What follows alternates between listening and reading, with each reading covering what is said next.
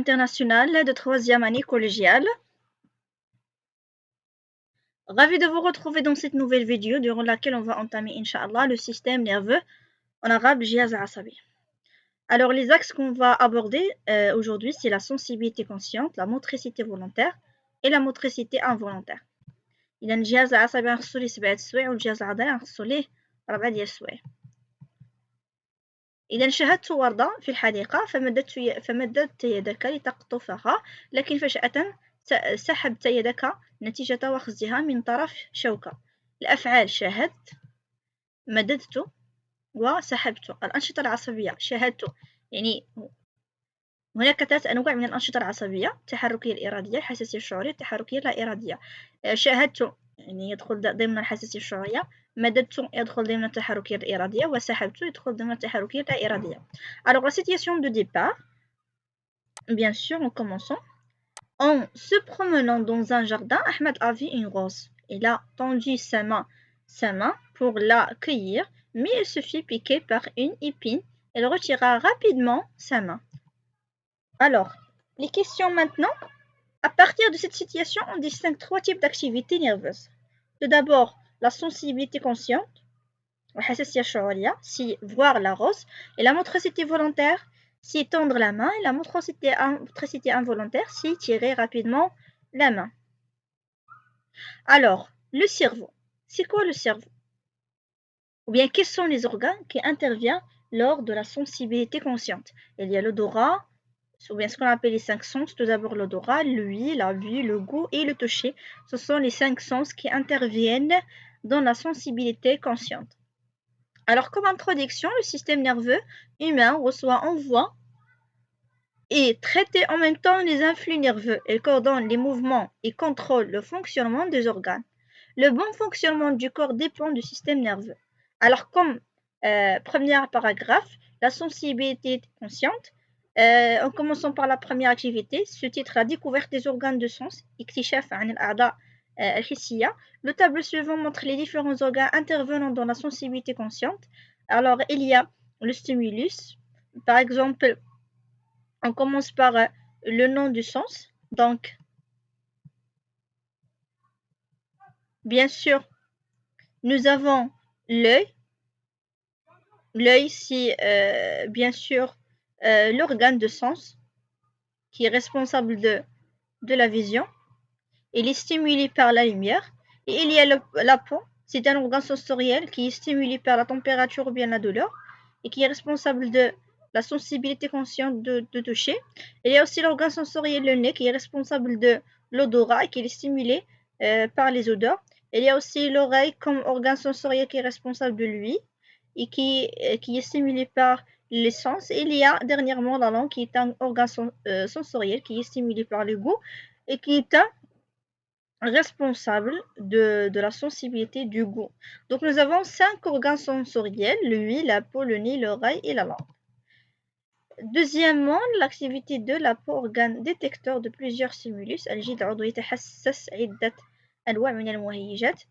إذن nous avons une coupe de la peau allégeante. Donc 1 représente l'épiderme, 2 représente le derme, 3 représente les terminaisons nerveuses, 4 corpuscules de Meissner, et numéro 5 c'est corpuscule de Pacini, et le nerf c'est le numéro 6, c'est le nerf. Donc le nerf c'est le numéro 6. Donc 1, on va identifier et localiser les récepteurs sensoriels. 2, classer les corpuscules de Pacini ou bien de Meissner selon leur degré de sensibilité à la pression et quel est le résultat de stimulation des récepteurs sensoriels. Alors, premièrement, on va identifier et localiser les récepteurs sensoriels. Donc, les corpuscules de Pacini et de Meissner sont localisés dans la peau. Les corpuscules de Pacini sont sensibles à une pression forte car elles sont situées en profondeur. Et les corpuscules de Meissner à une pression faible car elles sont situées en surface.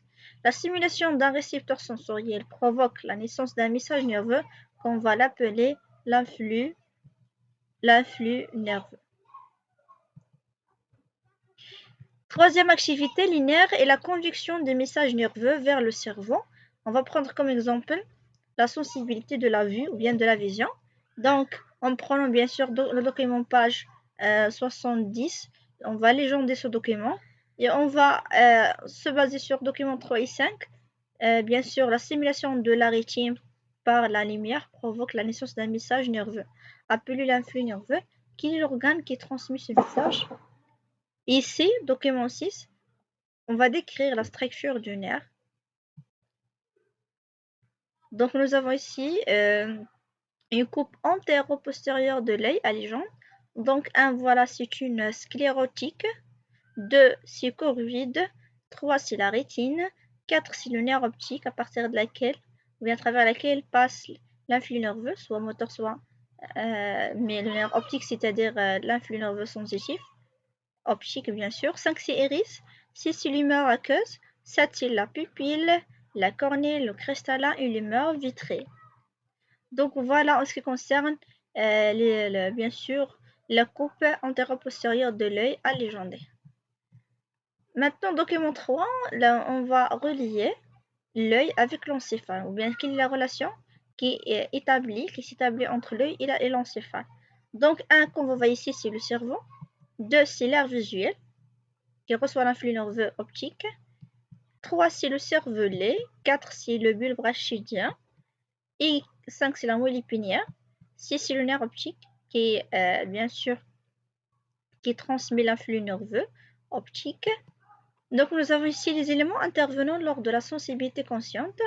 Donc ainsi l'œil, c'est un organe sensoriel qui est stimulé par la lumière.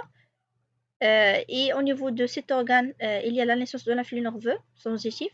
Il va passer à travers le nerf optique jusqu'à bien sûr l'aire visuelle qui va recevoir cet influx nerveux et sa transmission en message qui est bien sûr l'image. Nous avons ici la propagation de l'influx nerveux. Donc, c'est une cellule nerveuse et voilà l'axone et les terminaisons bien sûr nerveuses. Alors, voir le document sur la feuille de dessin. B, le nerf permet de transmettre l'influx nerveux du récepteur sensoriel qui éteint bien sûr l'œil, au cerveau qui est un nerf visuel. Un nerf est constitué de plusieurs fibres nerveuses. Elle permet de transmettre les messages nerveux qui sont de nature électrique. Donc maintenant on va voir le cerveau, bien le rôle du cerveau et la sensibilité consciente. Bien sûr, en se basant, bien en prenant le document 4, 10 et 11, on va décrire la structure de l'encéphale. Donc au niveau du cerveau, le débit sanguin augmente en fonction de l'activité. Les appareils modernes permettent bien sûr de mesurer le débit sanguin et l'exprimer avec des couleurs virtuelles. Le document 13, page bien sûr 78, montre les résultats. Donc nous avons document B. En exploitant les figures A, B, C, D, E, F, on va localiser les différentes aires sensitives sur le schéma. D'accord?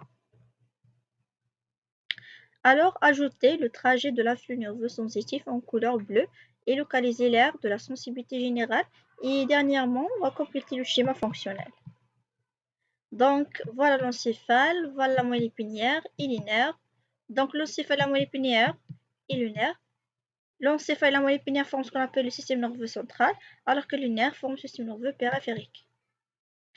Donc, l'encéphale allégendé, donc 1, c'est le cerveau. 2, c'est le cervelet, le bulbe rachidien, hémisphère cérébraux, sillon médian et la moelle épinière. Donc le cerveau, le cervelet et le bulbe rachidien forment l'encéphale.